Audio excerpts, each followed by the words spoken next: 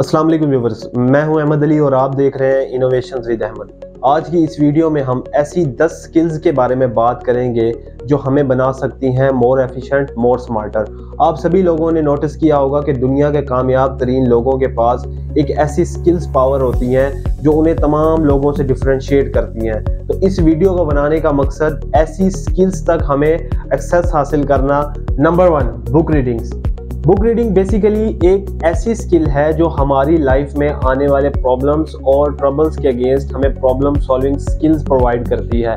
For example, हम किसी भी एक कामयाब शख्स की राइट करदा या सजेस्टेड करदा बुक्स को पढ़ते हैं तो हमें वो एक्सपीरियंस मिलता है जो हमें अपनी पूरी लाइफ में भी हासिल नहीं हो सकता, क्योंकि उन बुक्स के अंदर उन लोगों का पूरी ज़िंदगी का निचोड़ होता है। तो हमें डेली बेसिस पे जस्ट 30 मिनट के लिए कोई ऐसी बुक जो हमें कामयाब कर सकती है वो लाजमी पढ़नी चाहिए।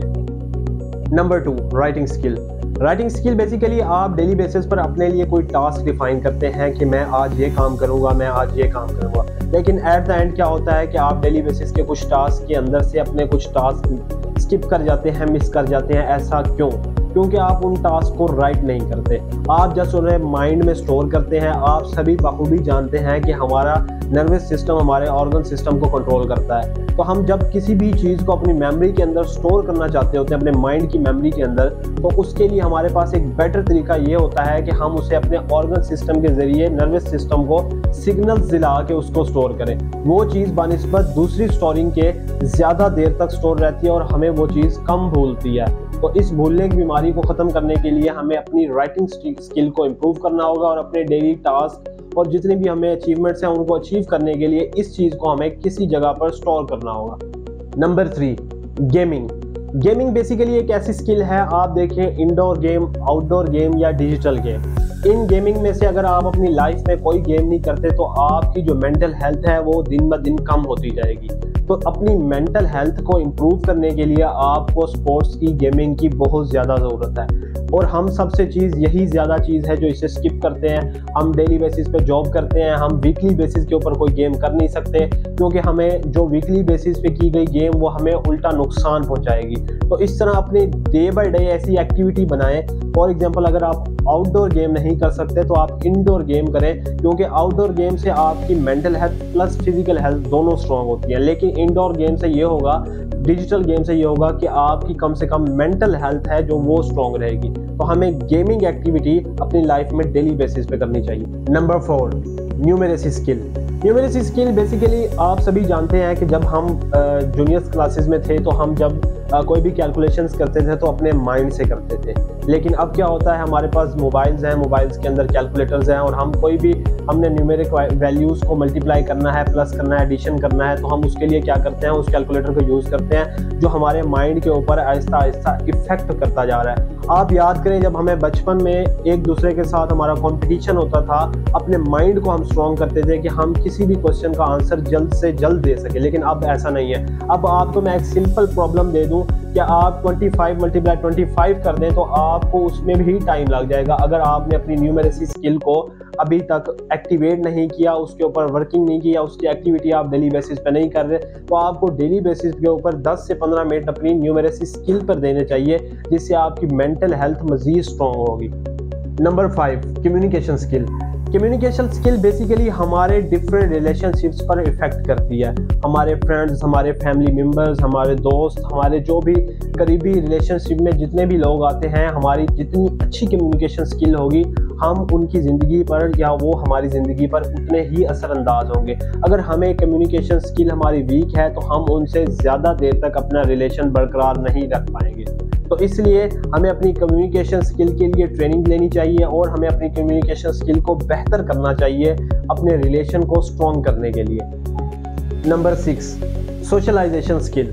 सोशलाइजेशन बेसिकली एक ऐसी सोशल गैदरिंग को कहा जाता है जिसमें हम एक जगह पर बहुत से लोग कनेक्टेड हों। फॉर एग्जांपल, फेसबुक, इंस्टाग्राम, ये एक इंडोर सोशलाइजेशन है जिसके अंदर हम अपने घर के अंदर बैठकर डिफरेंट लोगों से कनेक्ट होते हैं, उनसे बातचीत करते हैं, उनकी पोस्ट और उनके डिफरेंट जो शेयरिंग एलिमेंट्स होते हैं उनको देखते हैं। लेकिन सोशलाइजेशन में जो ज़्यादा देखने में आया है, हम जितना हो सके आउटडोर सोशलाइजेशन को प्रेफर करें, क्योंकि आउटडोर सोशलाइजेशन से ये होगा कि हम एक तो नेचर को एंजॉय कर पाएंगे और दूसरा हम उन लोगों के साथ जो हमारे रिलेशंस में आते हैं उनके साथ हम अपनी कम्युनिकेशन स्किल को बेटर कर सकेंगे। Number 7, teaching skill. Teaching skill basically हर इंसान के अंदर नेचुरली होती है। आप देखें कि हर इंसान का एजुकेशन लेवल डिफरेंट होता है, किसी के पास तालीम और इल्म कम है, किसी के पास ज़्यादा है। तो ये बात कॉमन नहीं कि लोगों का सेम लेवल ऑफ एजुकेशन हो। तो हमें हमेशा टीचिंग स्किल के ऊपर फोकस करनी चाहिए कि हमारे अंदर जो भी नॉलेज है हम उसे शेयर करना चाहिए, लोगों को टीच करना चाहिए और जो लोग हमें टीच कर रहे हैं हमें उसे लर्न करना चाहिए। इससे हमारी टीचिंग स्किल में प्लस हमारी एजुकेशन में, इन दोनों में इजाफा होगा। Number 8, time management. Time management basically एक ऐसी स्किल है जिसे हमें खुद मैनेज करना पड़ता है। हमारे डेली बेसिस पे जो भी हमारा टाइम है उसको हमें एनालिसिस करना पड़ता है कि हमारी टाइम वेस्टिंग कहाँ पर हो रही है और हम इस टाइम को किसी और प्लेस पे, किसी और बेटर जगह पे कैसे और किस तरह इंट्रोड्यूस करवा कर किसी और अचीवमेंट को हासिल कर सकते हैं। तो इसके लिए टाइम मैनेजमेंट, जो हमारे टाइम का एनालिसिस है, वो ज़रूरी है। क्या आपने अभी तक अपना टाइम एनालिसिस किया है, टाइम मैनेजमेंट किया है? अगर नहीं किया तो आप आज से करें और देखें कि आपकी ज़िंदगी में न्यू एक्टिविटीज़ किस तरह शामिल होती हैं। Number 9, digital skill.